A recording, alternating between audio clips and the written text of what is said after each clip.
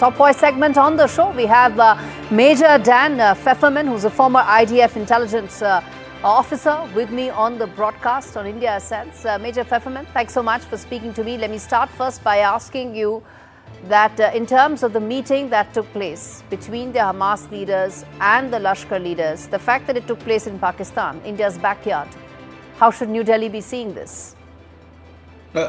Thanks for having me on. From my sources that I've been looking at, I haven't been able to find anything verifiable that these are recent meetings. And my sources inside Pakistan are telling me these are meetings from even a couple of years ago that are coming up again in the media attention. But it's clear that there are Islamist elements, the political front of Lashkar-e-Taiba, that have had relationships and have been meeting with Hamas and other different kinds of Islamist groups over the years. There are obviously multiple press reports that in recent years, again, the Pakistani sources are claiming these are old meetings, not new ones. But it's interesting to look at where the current regime in Islamabad has gone, and that it was one of the main supporters of the Trump plan, which is adamantly anti-Hamas.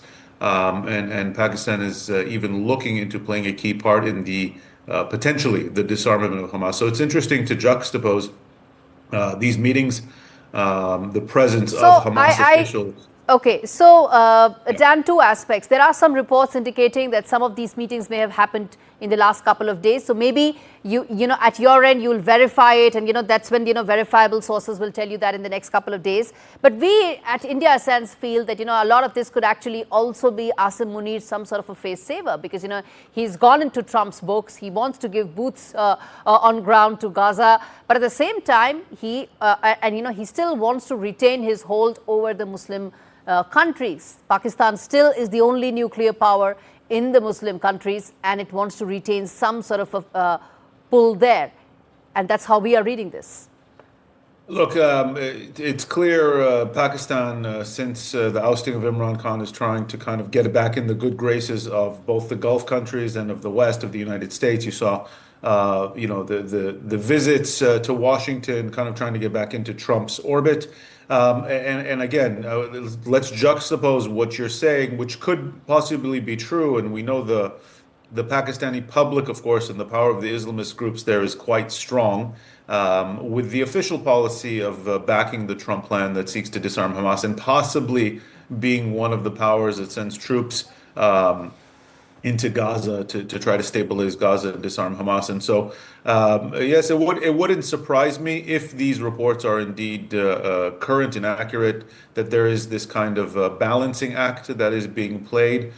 This is something that we have seen from different countries in the region. We've seen it from Pakistan, of course, throughout in recent years. How do you balance public opinion, which is largely pro-Hamas, versus what the government is trying to do, and which is kind of try to be an active player, maybe even a leader, dare I say, on the kind of pro-US, pro-moderate side of the equation. Mm-hmm.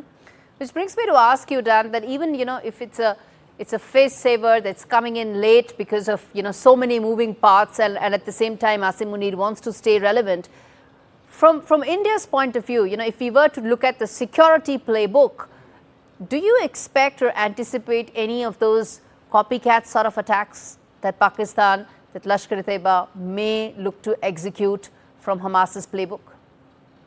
Well, I think all the different Islamist groups are learning and working with each other, learning from each other. And so if I'm an Indian defense official, or honestly a defense official in any of the countries in this part of the world, I'm watching these groups extremely closely, cracking down on them when I can, of course, but certainly watching them very closely. One of the things that came after October 7th, in a similar manner to how 9/11 in the United States brought to the imagination of intelligence agencies for the first time that we're not just talking about airplane hijackings anymore, but using the airplane as a giant suicide weapon. Yes. October 7th exposed to us a new kind of attack that the Israeli security forces never thought about, and that's not just an infiltration and a terrorist attack, right, that kills dozens, but a mass infiltration, certainly just running over the border with overwhelming force that the security services on the borders can't handle.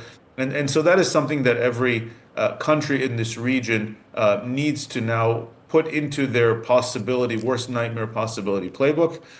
So certainly if I'm an Indian official, if I'm an official in any country in this region, they were all watching how Israel fights Hamas, fights Hezbollah, because these are threats that Israel won't be the first and won't be the last power that has to fight.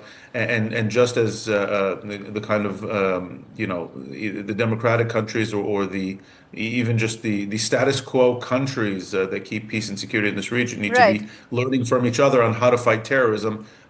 Be assured that the different terrorist groups and the extremist groups are also learning from each other and cooperating with each other very closely. All right, I'm going to leave it there. Dan Feferman, thanks much for speaking to us. Major Feferman highlighting what could be the security pitfalls for India going forward. Thanks so much.